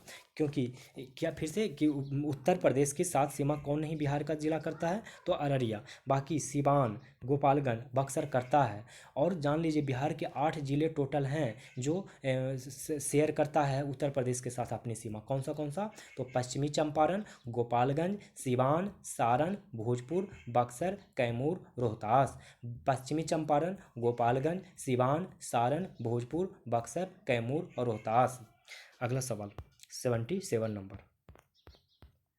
77 कह रहा है कि निम्नलिखित में से कौन सा एक विश्व का सबसे बड़ा मरुस्थल है, तो वो कौन है, तो इसका आंसर ई हो जाएगा। हो जाएगा। मरुस्थल कौन सा है? पृथ्वी किस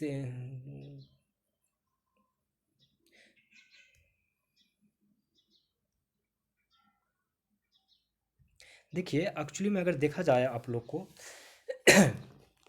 तो पृथ्वी के दो सबसे बड़े मरुस्थल होते हैं। एक ध्रुवीय क्षेत्रों में, बड़े मरुस्थल ध्रुवीय क्षेत्रों में स्थित हैं। एक अंटार्कटिका ध्रुवीय मरुस्थल और दूसरा अंटार्कटिका महाद्वीप में लगभग 55 लाख वर्ग मील में स्थित है। और दूसरा सबसे बड़ा मरुस्थल जो है आर्कटिक ध्रुवीय मरुस्थल में है। यह Alaska, Canada, Greenland, Iceland, Sweden में है। लेकिन ये दोनों ही ऑप्शंस में नहीं है, इसलिए ऑप्शन ई हो जाएगा। ठीक है। अब देखिए निम्नलिखित में से कौन एक विश्व का सबसे बड़ा पूछा, तो विश्व का अगर सबसे बड़ा पूछेगा तो हो जाएगा कौन सा, पहला तो अंटार्कटिक महाद्वीप में अंटार्कटिका ध्रुवीय मरुस्थल और दूसरा मरुस्थल आर्कटिक ध्रुवीय मरुस्थल। लेकिन अगर सिर्फ निम्नलिखित में से कौन ये चारों में से कौन होगा, तो बताना है आपको सहारा रेगिस्तान, बताना है सहारा रेगिस्तान। लेकिन यहाँ जोड़ दिया है कि विश्व में, तो विश्व में ऑप्शन ई हो जाएगा। और ऐसे ऑप्शन के हिसाब से सहारा। परमाणु ऊर्जा संयंत्र खोलने वाला पहला अरब राष्ट्र है, तो वो पहला अरब राष्ट्र है यूएई। परमाणु ऊर्जा संयंत्र खोलने वाला पहला अरब राष्ट्र है यूएई। निम्नलिखित में से कौन सी सबसे ऊंची पर्वत चोटी है जो भारत के भीतर पूरी तरह स्थित है, तो वो है नंदा देवी। वो है नंदा देवी जिसकी ऊंचाई है 7816 मीटर, जिसकी ऊंचाई है 7816 मीटर। निम्नलिखित में से किस राज्य में भारत के अधिकतम पाइराइट संसाधन पाए जाते हैं, तो वो पाए जाते हैं बिहार। निम्नलिखित में से किस राज्य में भारत के अधिकतम पाइराइट संसाधन पाए जाते हैं, तो बिहार, बिहार में पाए जाते हैं। और बिहार के रोहतास जिले के अमझौर के सोन घाटी में मौजूद है। कहाँ? बिहार के रोहतास जिले के अमझौर के सोन घाटी में। पाइराइट लोहे का अयस्क होता है। पाइराइट क्या होता है? तो लोहे का सल्फाइड है। पाइराइट लोहे का सल्फाइड है जिसका उपयोग मुख्यतः सल्फ्यूरिक अम्ल के निर्माण में किया जाता है। उर्वरक, पेट्रोलियम, इस्पात आदि उद्योग सल्फ्यूरिक अम्ल का उपयोग करते हैं। पाइराइट का जो मुख्य भंडार है बिहार के रोहतास जिले के अमझौर की सोन घाटी में मौजूद है। यहाँ पर 47% सल्फर पाए जाते हैं। चलिए 81 नंबर क्वेश्चन कह रहा है कि निम्नलिखित में से किस राज्य में विदेशिया नृत्य किया जाता है? किस राज्य में विदेशिया नृत्य किया जाता है? तो बिहार में। बिहार में विदेशिया नृत्य किया जाता है। 82 नंबर क्वेश्चन, हाल ही में खुदाई के दौरान 4000 वर्ष पुराने शिल्प गांव के अवशेष पाए गए हैं, तो वो पाए गए हैं उत्तर प्रदेश में। हाल ही में खुदाई के दौरान एक 4000 वर्ष पुराने शिल्प गांव के अवशेष पाए गए हैं उत्तर प्रदेश में। उत्तर प्रदेश में। क्वेश्चन नंबर 83, रेड क्लिफ किन दो देशों के बीच की सीमा रेखा है, तो वो है भारत और पाकिस्तान। रेड क्लिफ रेखा किन दो देशों के बीच की सीमा रेखा है, तो भारत और पाकिस्तान। बिहार का राजकीय वृक्ष कौन सा है, तो बिहार का राजकीय वृक्ष पीपल है। बिहार का राजकीय वृक्ष कौन सा है, तो पीपल, पीपल है। मिट्टी या समोच्च माध्यम के बिना वायु या धुंध वातावरण में पौधे को उगाने की प्रक्रिया को कहा जाता है, तब वो कहा जाता है एरोपोनिक्स। मिट्टी या समोच्च माध्यम के बिना वायु या धुंध वातावरण में पौधों को उगाने की प्रक्रिया को कहा जाता है एरोपोनिक्स। निम्नलिखित में से कौन सा देश भूमध्य सागर के साथ सीमा साझा नहीं करता है, तो वो नहीं करता है, इसका ऑप्शन ई हो जाएगा। देखिए निम्नलिखित में से कौन सा देश भूमध्य सागर के साथ सीमा साझा नहीं करता है, तो ई। 21 देश भूमध्य सागर के साथ अपनी सीमा साझा करते हैं। आप 21 देश का नाम याद रख लीजिए, अल्बानिया, अल्जीरिया, बोस्निया और हर्जेगोविना। आप ये सबको एक बार मैप में देखेंगे ना तो अपने आप याद हो जाएगा। अल्बानिया, अल्जीरिया, बोस्निया और हर्जेगोविना, क्रोएशिया, साइप्रस, मिस्र, France, Greece, Israel, Italy, Lebanon, Libya, Malta, Monaco, Montenegro, Morocco, Slovenia, Spain, Syria, Tunisia और तुर्क तुर्क। चलिए, ये सिर्फ स्पेन और फ्रांस को छोड़कर सारे इन दोनों करता है भूमध्य सागर का सीमा साझा। बिहार का पहला चीनी कारखाना निम्नलिखित में से किस स्थान पर स्थापित किया गया था? तो मढ़ौरा में। मढ़ौरा मढ़ौरा कहाँ है? तो सारण जिले में। मढ़ौरा एक कस्बा है सारण जिले का। तो बिहार का पहला चीनी कारखाना निम्नलिखित में से किस स्थान पर स्थापित किया? तो सारण के मढ़ौरा जिला में। कब किया गया था? तो 1904 ईस्वी में। 1904 ईस्वी में। निम्नलिखित में से किस नदी को बिहार का शोक कहा जाता है? तो आप लोग को पता होगा कि बिहार का शोक कोसी नदी को कहा जाता है। देखिए ऑप्शन में है कोसी नदी, हाँ है। तो बिहार का शोक कोसी नदी को कहा जाता है। भारत में निम्नलिखित में से किस स्थान पर उष्णकटिबंधीय सदाबहार वन और अर्ध सदाबहार वन पाए जाते हैं? तो इसका भी आंसर ई हो जाएगा। देखिए, उष्णकटिबंधीय सदाबहार और अर्ध सदाबहार वन पश्चिमी घाट के पश्चिमी ढलान पर उत्तर पूर्वी क्षेत्र के पहाड़ियों तथा अंडमान और निकोबार द्वीप समूह में पाए जाते हैं। तो पश्चिमी घाट, उत्तर पूर्वी क्षेत्र के पहाड़ी और अंडमान निकोबार द्वीप समूह, इसलिए इसका आंसर क्या हो जाएगा? ई। पूर्वी घाट में नहीं पाए जाते हैं। संयुक्त राज्य अमेरिका में टोटल कितने राज्य हैं? तो आप लोग को पता होना चाहिए 50 राज्य हैं। संयुक्त राज्य अमेरिका में कितने राज्य हैं? तो 50 राज्य हैं। सिमरी झील भारत के किस राज्य में स्थित है? सिमरी झील भारत के बिहार राज्य में स्थित है। सिमरी झील भारत के किस राज्य में स्थित है? तो बिहार राज्य में। निम्नलिखित में से कौन अंडमान और निकोबार द्वीप समूह।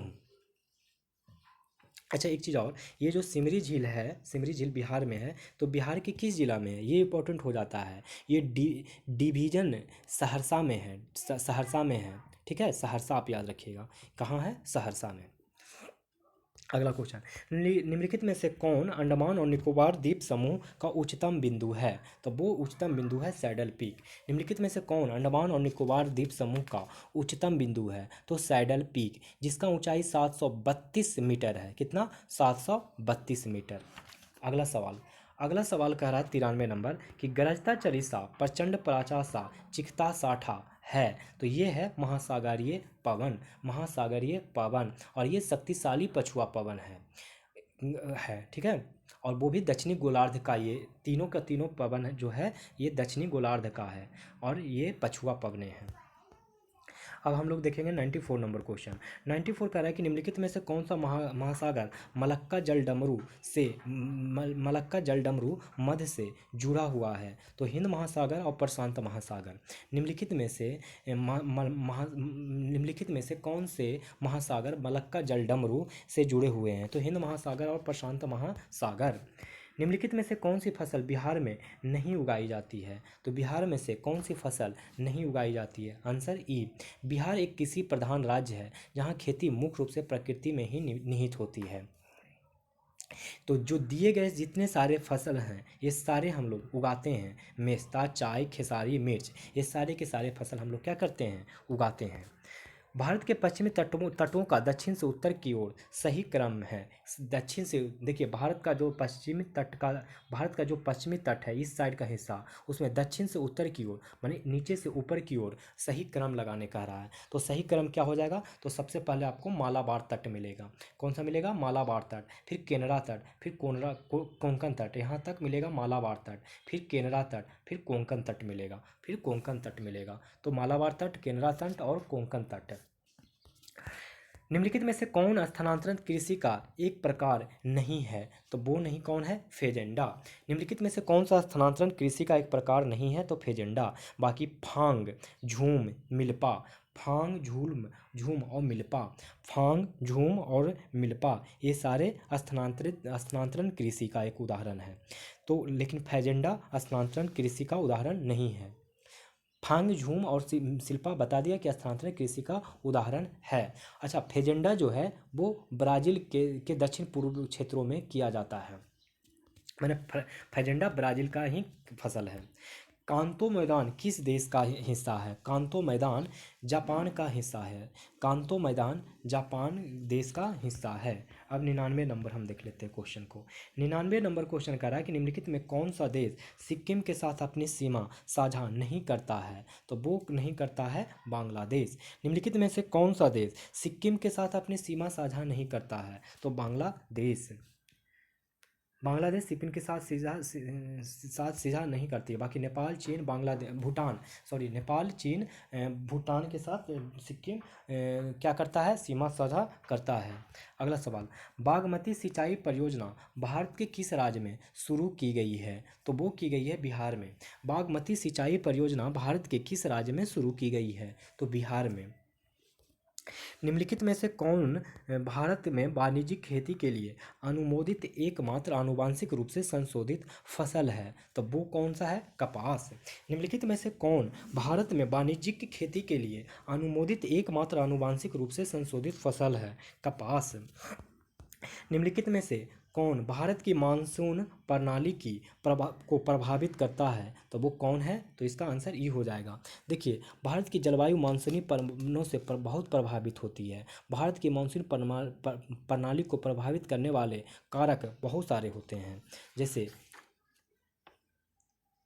ITCZ, ये जो अंतर उष्णकटिबंधीय अभिसरण क्षेत्र हैं, ये भी ग्रीष्म काल में तिब्बत के पठार का गर्म होना, ये भी ग्रीष्म काल में हिमालय के उत्तर पश्चिमी भाग में उपोष्ण कटिबंधीय पश्चिमी जेट प्रवाह होता है। हिमालय के उत्तर में उपोष्ण पछुआ जेट धाराओं का प्रवाह भी, और मेडागास्कर के पूर्व उच्च दबाव की उपस्थिति। तो ये सारे ही कारण बनते हैं। इसके अलावा तो आप जानते होंगे कि एलिनिनो और ये सब कारण भी बन जाते हैं। तो हम लोग बढ़ते हैं 103 की तरफ, कि निम्नलिखित में से किस शैल क्रम में भारत का अधिकांश कोयला भंडार पाया जाता है? तो वो पाया जाता है ई में। निम्नलिखित में से किस शैल क्रम में भारत का अधिकांश कोयला भंडार पाया जाता है? तो देखिए कौन से क्रम में पाया जाता है। गोंडवाना शैल क्रम, जो आर्य शैल क्रम का अंग है, भारत का कोयला भंडार के लगभग 98% को समाहित करता है। कौन सा? तो गोंडवाना शैल क्रम। क्या ऑप्शन में है गोंडवाना? नहीं है, इसलिए ऑप्शन में नहीं है, तो ई हो जाएगा। अब 104 नंबर कह रहा है कि बिहार के निम्नलिखित में से कौन सा जिला स्वर्ण के निक्षेप पाए जाते हैं? तो वो पाए जाते हैं ई। क्यों? क्योंकि देखिए, बिहार में जमा सोना का मुख्य रूप से गया, नालंदा और जमुई जिलों में पाया जाता है। गया, नालंदा और जमुई क्षेत्रों में, इसलिए ऑप्शन ई हो जाएगा। भारत के में निम्नलिखित में से कौन सा राज्य टीन का सबसे बड़ा उत्पादक राज्य है? तो वो हो जाएगा छत्तीसगढ़। छत्तीसगढ़ भारत का एकमात्र टीन उत्पादक राज्य है। कौन? निम्नलिखित में से कौन राज्य टीन का सबसे बड़ा उत्पादक राज्य है? तो छत्तीसगढ़, और ये एकमात्र राज्य भी है। निम्नलिखित में से कौन भारतीय राज्य बॉक्साइट का शीर्ष उत्पादक है? तो वो कौन है? वो हो जाएगा उड़ीसा। निम्नलिखित में से कौन सा राज्य भारतीय राज्य बॉक्साइट का शीर्ष उत्पादक राज्य है? तो उड़ीसा। निम्नलिखित में से कौन सा देश भारतीय उपमहाद्वीप का हिस्सा नहीं है? तो वो कौन नहीं है? तो ई। देखिए,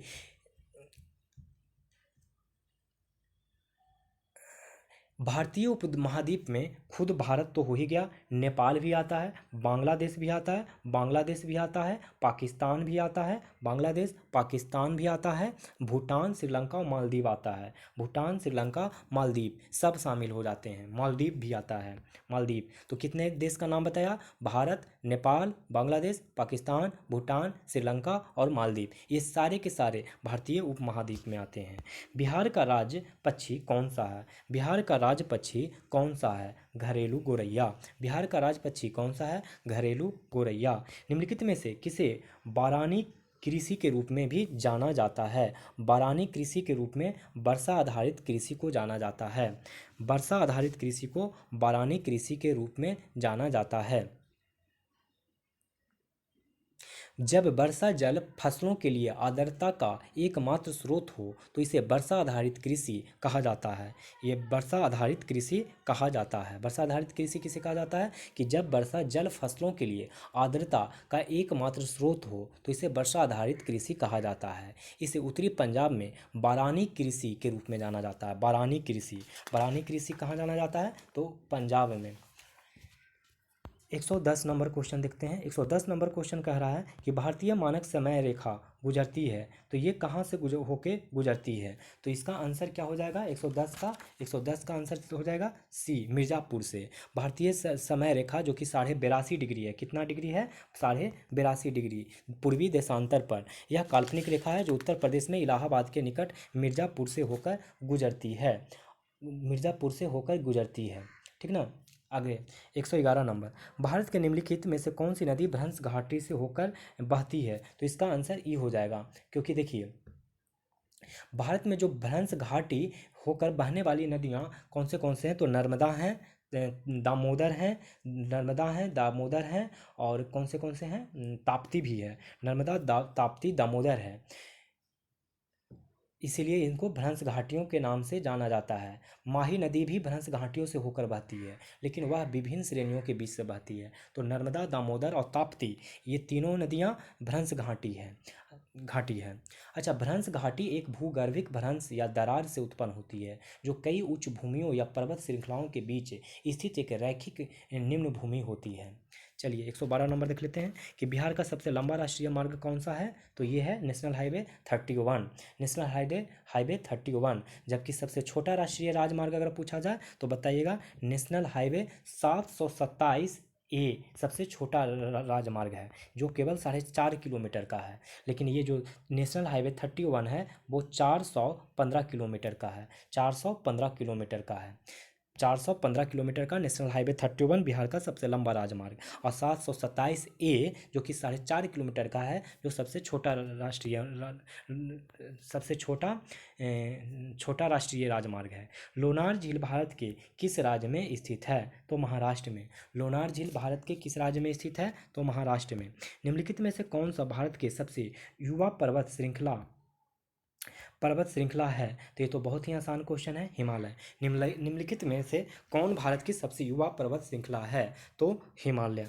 115 नंबर क्वेश्चन, बिहार के निम्नलिखित जिलों में से कौन पश्चिमी बंगाल के साथ अपना सीमा साझा नहीं करता है? तो इसका आंसर ये हो जाएगा। क्यों?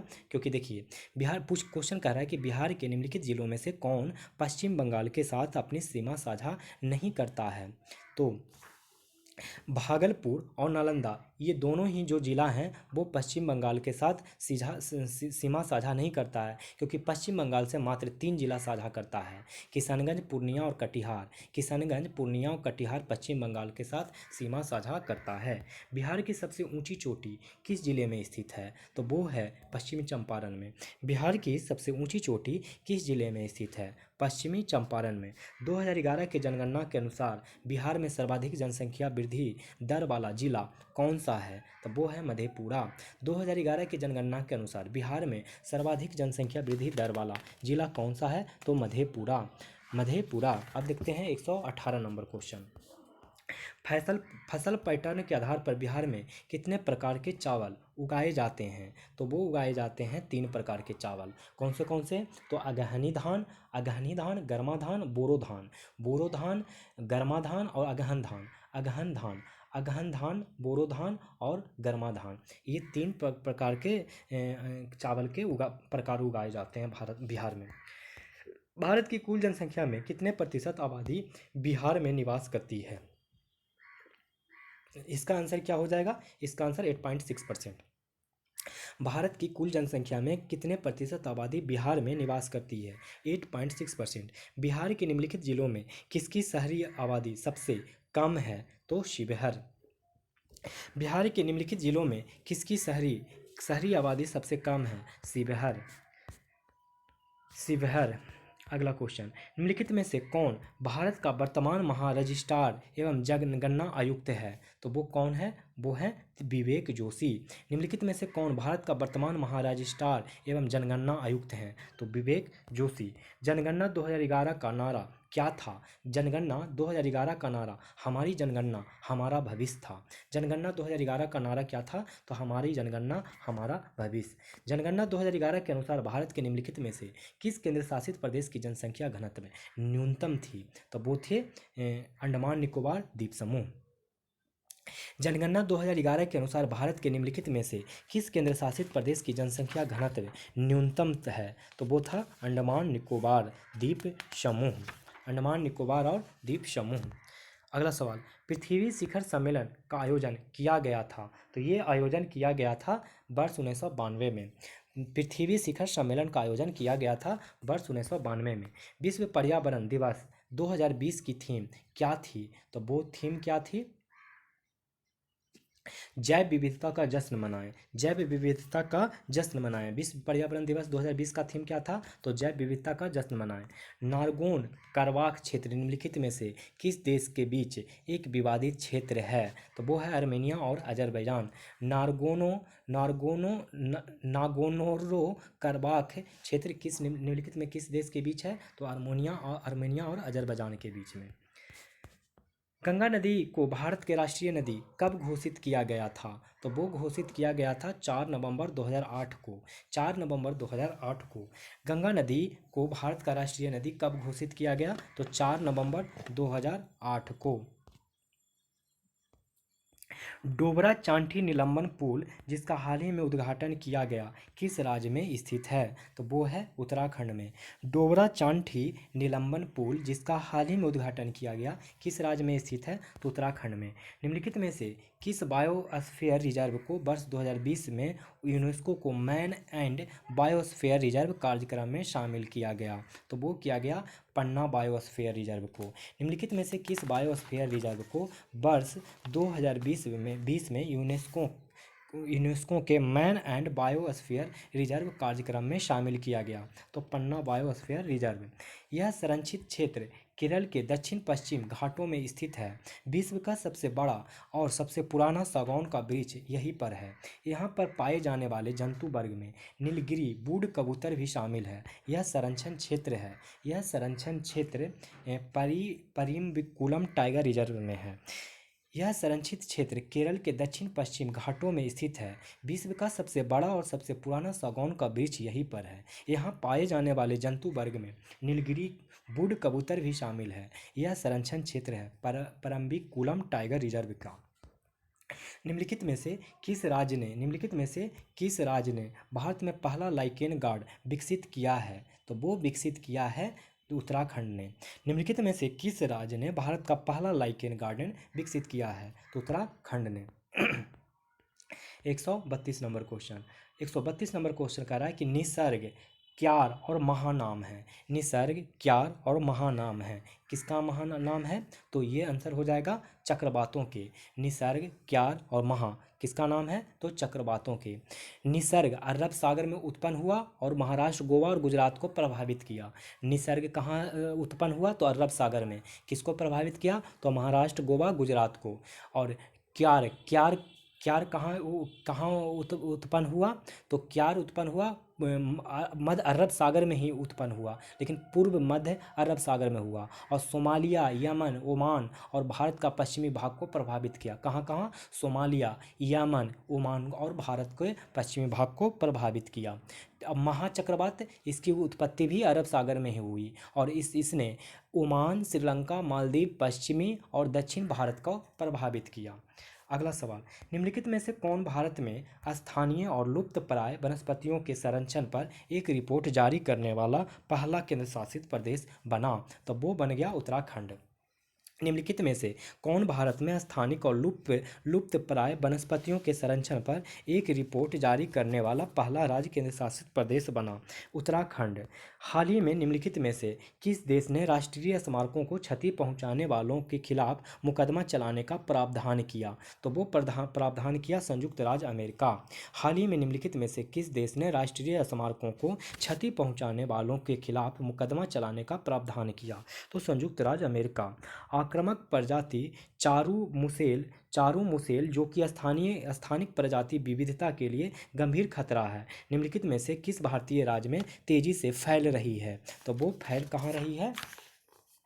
तो केरल में। आक्रामक प्रजाति चारू मुसेल जो कि स्थानिक प्रजाति विविधता के लिए गंभीर खतरा है, निम्नलिखित में से किस भारतीय राज्य में फैल रही है? तो केरल। ग्रीष्मकालीन के दौरान बिहार का निम्नलिखित में से कौन सा जिला सबसे गर्म होता है? तो वो है गया। ग्रीष्मकालीन के दौरान बिहार का निम्नलिखित में से कौन सा जिला सबसे गर्म होता है? गया। गया।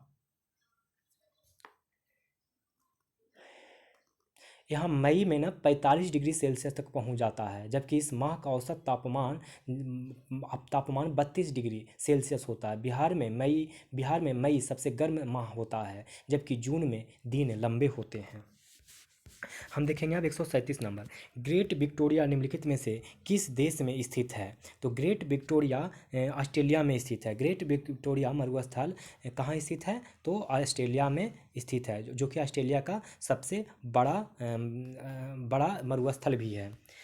निम्नलिखित देशों में किस देश को हिंद महासागर का मोती भी कहा जाता है? तो वो कहा जाता है श्रीलंका को। निम्नलिखित देशों में किस देश को हिंद महासागर का मोती कहा जाता है? तो वो कहा जाता है श्रीलंका को। इसे गेटवे टू एशिया भी कहा जाता है। गेटवे टू एशिया भी कहा जाता है। पृथ्वी का सबसे निकटतम तारे का नाम क्या है? तो वो है सूर्य।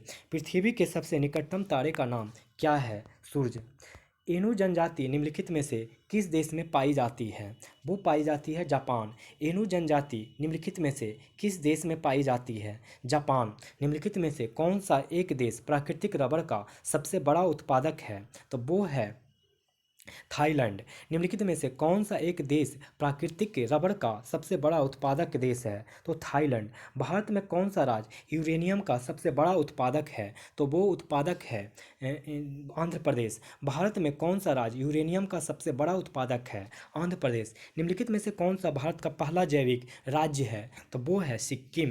निम्नलिखित में से कौन भारत का पहला जैविक राज्य है? सिक्किम। निम्नलिखित में से किस देश के साथ भारत अपनी सबसे छोटी अंतर्राष्ट्रीय सीमा साझा करती है? तो वो हो जाएगा अफगानिस्तान। अफगानिस्तान जो मात्र 106 किलोमीटर साझा करता है। और एक बात और यहाँ पर मैं बता दूँ कि ये जो सीमा भारत साझा करता है वो POK के हिस्सा है। मतलब अभी जो भारत का सीमा साझा कर रहा है उस पर कब्जा पाकिस्तान का है। तो लेकिन वो कभी ना कभी तो इंडिया का पार्ट होना ही है। तो इसीलिए बोला जाता है कि इंडिया का सीमा मात्र 106 किलोमीटर से सीमा साझा करता है। अब आ जाते हैं 145। निम्नलिखित में से कौन उत्तर से दक्षिण की ओर हिमालय की पर्वत श्रृंखलाओं का सही क्रम है? तो वो है काराकोरम, लद्दाख, जास्कर, पीर पंजाल। कलेजा से करके याद रख लीजिए। कलेजा, कलेजा पर। काराकोरम, लद्दाख, जास्कर, पीर पंजाल। कलेजा पर। काराकोरम, लद्दाख, जास्कर, पीर पंजाल, ऐसे याद रख लीजिएगा। फिर से क्वेश्चन सुन लीजिए कि निम्नलिखित में से कौन सा उत्तर से दक्षिण की ओर हिमालय की पर्वत श्रृंखला का सही क्रम है? तो कलेजा पर। तो काराकोरम, लद्दाख, जास्कर, पीर पंजाल। निम्नलिखित में से कौन भारत का सर्वाधिक पाई जाने वाली मृदा का प्रकार है? तो वो प्रकार है जलोढ़ मृदा। निम्नलिखित में से कौन भारत में सर्वाधिक पाई जाने वाली मृदा का प्रकार है? जलोढ़ मृदा। निम्नलिखित में से कौन सी एक खरीफ फसल नहीं है? तो इसका 147 का आंसर हो जाएगा बी, गेहूँ खरीफ फसल नहीं है। बाकी चावल, जूट, सोयाबीन खरीफ फसल है। आप लोग को थोड़ा सा मैं एक चीज़ बताता हूँ जिसको आप याद रखेंगे, जिससे आप याद। तो देखिए यहाँ पे आप लोग को एक चीज़ याद करवाता हूँ मैं आप लोगों को कि जो रबी फसल है, मौसम रबी फसल का मौसम देख लीजिए, फसल देख लीजिए, रबी फसल, खरीफ फसल, जायद फसल। और मौसम यानी समय सीमा देख लीजिए। तो रबी, खरीफ, जायद। समय सीमा है बुआई होगा अक्टूबर से दिसंबर तक, कटाई होगा अप्रैल से जून तक। रबी फसल का समय सीमा क्या है? तो बुआई होगा अक्टूबर दिसंबर तक, कटाई हो जाएगा अप्रैल जून तक। खरीफ का बुआई हो जाएगा जून जुलाई में और कटाई हो जाएगा सितंबर अक्टूबर में। खरीफ का बुआई हो जाएगा जून जुलाई में और कटाई हो जाएगा सितंबर अक्टूबर में। खरीफ का बुआई जून जुलाई में हो जाएगा और कटाई सितंबर अक्टूबर में। जायद का बुआई और कटाई मार्च में होगा और कटाई जुलाई में होगा। रबी और खरीफ के बीच में ये जायद फसल उगाया जाता है। फिर से सुनिए, रबी का जो बुआई का समय है वो अक्टूबर से दिसंबर और कटाई है अप्रैल से जून। खरीफ का जो बुआई है जून जुलाई और कटाई है सितंबर अक्टूबर। जायद का बुआई मार्च में और कटाई जुलाई में। रबी और खरीफ के बीच का फसल है। अब देखिए रबी फसल में जो फसल उगाए जाते हैं वो है गेहूं, जौ, मटर, चना, सरसों। गेहूं, जौ, मटर, चना, सरसों। खरीफ में चावल, मक्का, ज्वार, बाजरा, अरहर, मूंग, उड़द, कपास, जूट, मूंगफली, सोयाबीन। खरीफ चावल, मक्का, ज्वार, बाजरा, अरहर, मूंग, उड़द, कपास, जूट, मूंगफली, सोयाबीन ये खरीफ के हैं। और जायद के मौसमी फल, सब्जियां और चारे की फसल है। जायद में मौसमी फल, सब्जियां और चारे हैं। देखिए, रबी फसल जो है पंजाब, हरियाणा, हिमाचल प्रदेश, जम्मू कश्मीर, उत्तराखंड और उत्तर प्रदेश में उगाए जाते हैं। रबी कहाँ कहाँ? पंजाब, हरियाणा, हिमाचल प्रदेश, जम्मू कश्मीर, उत्तराखंड और उत्तर प्रदेश में। खरीफ की फसल असम, पश्चिम बंगाल, उड़ीसा, तटीय क्षेत्र, आंध्र प्रदेश, तेलंगाना, तमिलनाडु, केरल और महाराष्ट्र में। खरीफ खरीफ असम, पश्चिम बंगाल, उड़ीसा के तटीय क्षेत्र, आंध्र प्रदेश, तेलंगाना, तमिलनाडु, केरल और महाराष्ट्र। और जायद अधिकांश उत्तर और उत्तर पश्चिमी राज्यों में। जायद फसल कहाँ? तो अधिकांश उत्तरी और उत्तर पश्चिम राज्यों में। ठीक है, इतना आपको समझ में आ गया होगा। देखिए, तो अब यहाँ पे समझ गए होंगे कि क्या क्वेश्चन कह रहा है। यहाँ क्वेश्चन कह रहा है कि निम्नलिखित में से कौन सा एक खरीफ फसल नहीं है। तो अब आप लोग आसानी से बता सकते हैं कि सोयाबीन खरीफ फसल नहीं है। निम्नलिखित में से कौन सा फूट लूज उद्योग का उदाहरण नहीं है। फूट लूज उद्योग का उदाहरण चीनी मिल नहीं है। फूट लूज उद्योग ऐसे उद्योग के लिए उपयोग किया जाने वाला एक सामान्य शब्द है जो संसाधन या परिवहन जैसे कारकों से प्रभावित हुए बिना किसी भी स्थान पर स्थापित किया जा सकता है। प्रायः इन उद्योग को लागत स्थानिक रूप में स्थिर होती है, जिसका अर्थ है कि उत्पादों को कहीं भी एकत्र करने के बाद भी उत्पादों की लागत नहीं बदलती है। यह न तो प्रदूषण को बढ़ाने में न ही उसको कम करने में अपना योगदान देते हैं। आमतौर पर यह एक गैर प्रदूषणकारी उद्योग होता है।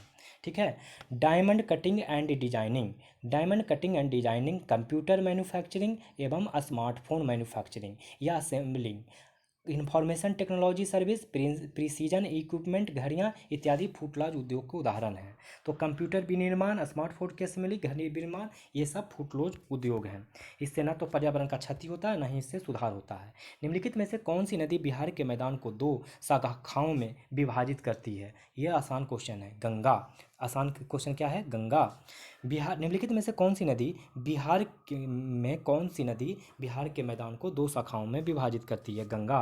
कर्क रेखा बिहार के निम्नलिखित में से किन किन जिलों होकर गुजरती है? तो ई, क्योंकि आप लोग को पता होगा कि कर्क रेखा बिहार से होकर नहीं गुजरती है, बल्कि ये शुरू में झारखंड से होकर गुजरती थी। जब झारखंड बिहार का भाग होता था तो उस वक्त कहा जा सकता था कि रांची वगैरह जो है झारखंड से होकर गुजरता है, बिहार से होकर गुजरता था। लेकिन वो 2000 की पहले की कहानी है। तो अभी यहाँ पे ऑप्शन ई हो जाएगा। तो इसी के साथ ही मैं आप लोग को दृष्टि पब्लिकेशन का सेट प्रैक्टिस 2 मैंने ख़त्म कर दिया। सेट 2 मैंने ख़त्म कर दिया। अगर आप लोग को ये वीडियो पसंद आ रहा हो तो लाइक करें, और चैनल पे नए हों तो सब्सक्राइब करें, और दोस्तों को भी अपना ये शेयर करें। आप लोग से बहुत ही जल्द सेट 3 के साथ मुलाकात करता हूँ। सेट 3 में पॉलिटी के क्वेश्चन होंगे, इसमें ज्योग्राफी के क्वेश्चन थे। तो अब आप लोग से मैं विदा लेता हूँ इस उम्मीद के साथ कि आप अपना चरित्र को इस प्रकार बनाएंगे कि महिलाएं आपके साथ होने से सुरक्षित महसूस करेगी।